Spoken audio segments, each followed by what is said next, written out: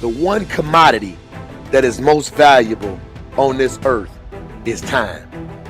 Time to love, time to live. From the moment the human body is born, it begins dying. I can live with no responsibility whatsoever.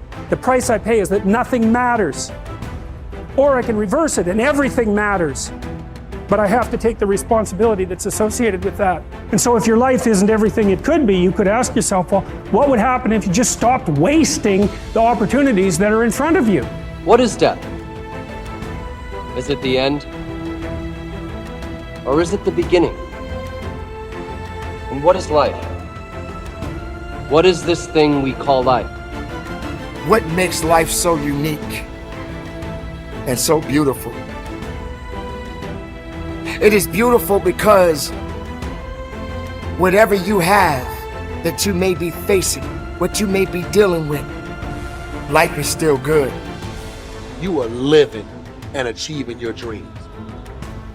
Find time to better yourself, read, explore, research, live life, do things you've never thought of doing before.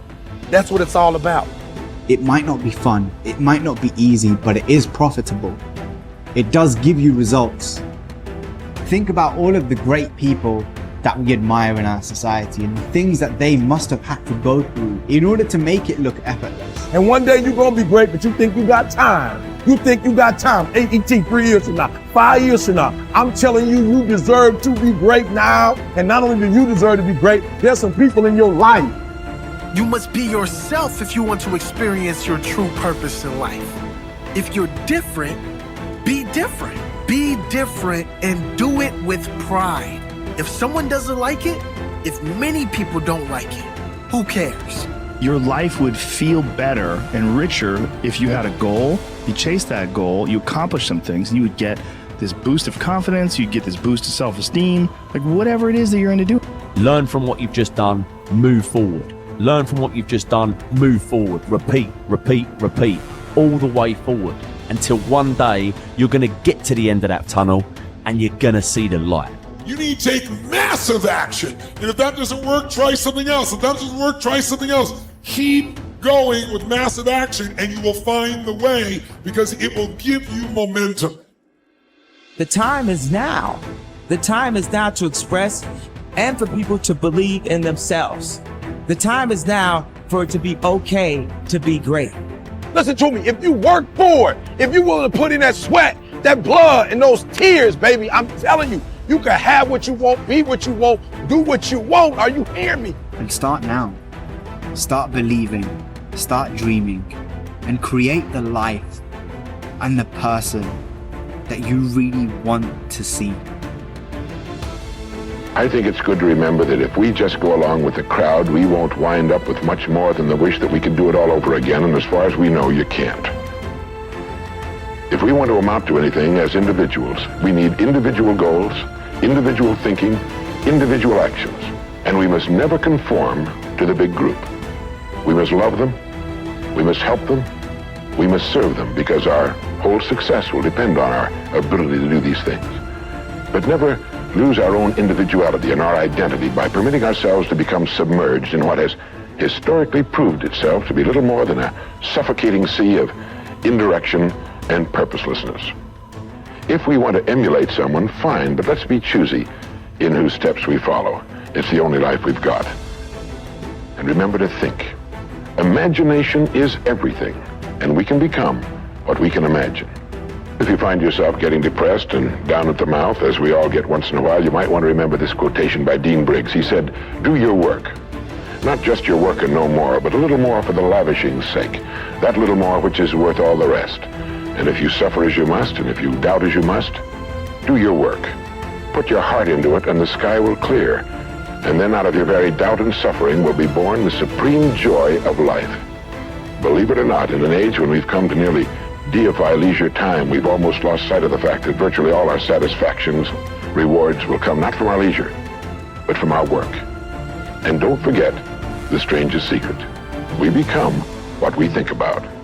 But if you want to begin to move into your own personal greatness, If you want to begin to really enjoy a happy, successful, healthy life, you've got to be willing to go against the tide. You've got to be willing to harness your will and say, in spite of this, I'm in control here. I'm not going to let this get me down. I'm not going to let this destroy me. I'm coming back, and I'll be stronger and better because of it. You have got to make a declaration that this is what you stand for. You're standing up for your dreams. You're standing up for peace of mind. You're standing up for health. You want it, and you're going to go all out to have it. It's not going to be easy.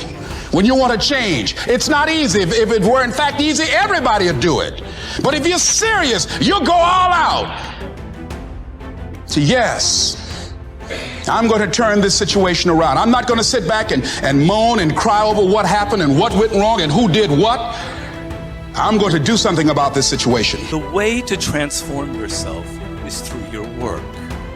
Now, I know this runs counter to our prevailing cultural prejudices. Work is too ugly, too boring, too vain. Self-transformation, we think, comes through a spiritual journey, therapy, a guru who tells us what to do, intense group experiences and social experiences and drugs. But most of these are ways of running away from ourselves and relieving our chronic boredom. They're not connected to process, and so any changes that occur don't last.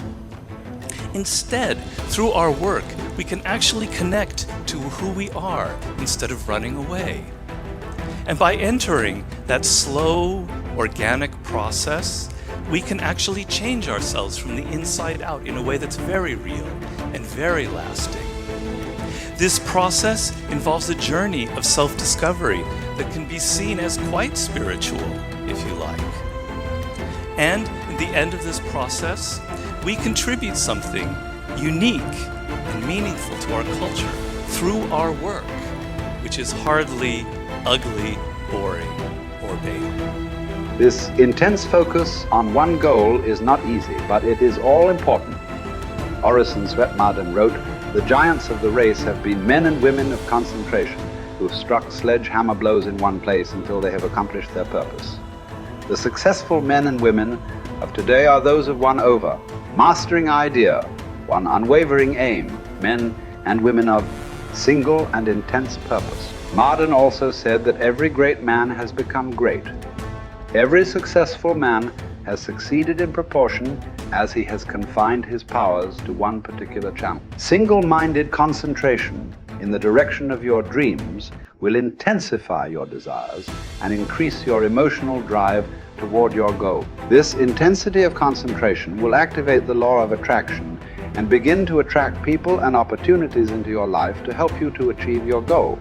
The more you think about your goal, the more it will come to dominate and direct your life.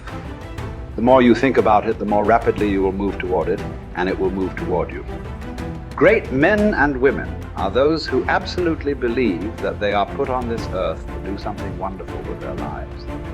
They have a vision of something greater or better than their current circumstances. Personal greatness means having a sense of destiny and a conviction that your thoughts and your imagination are the only real limits to your possibilities. William James said, compared to what we ought to be, we are only half awake. We are making use of only a small part of our physical and mental resources. Stating the thing broadly, the human individual thus lives far within his limits. He possesses powers of various sorts which he habitually fails to use. The founder of Success magazine, Orison Swett Marden, once said, "There are powers inside of you, which if you could discover and use, would make of you everything you ever dreamed or imagined you could become." In a 5-year study of leaders reported on in his book, Leaders, Warren Bennis discovered that each of them consciously avoided the comfort zone by continuously setting higher goals. They never allowed themselves to become complacent. They lived their lives fully extended, always striving to be and do more. To develop unshakable self-confidence, you need to see yourself and think of yourself as a leader, and to do what leaders do. You need to stretch yourself toward the outermost boundaries of your potential. You need to set goals that draw out of you the very best that is in you. You need to work toward objectives that cause you to feel a sense of mastery and peak performance.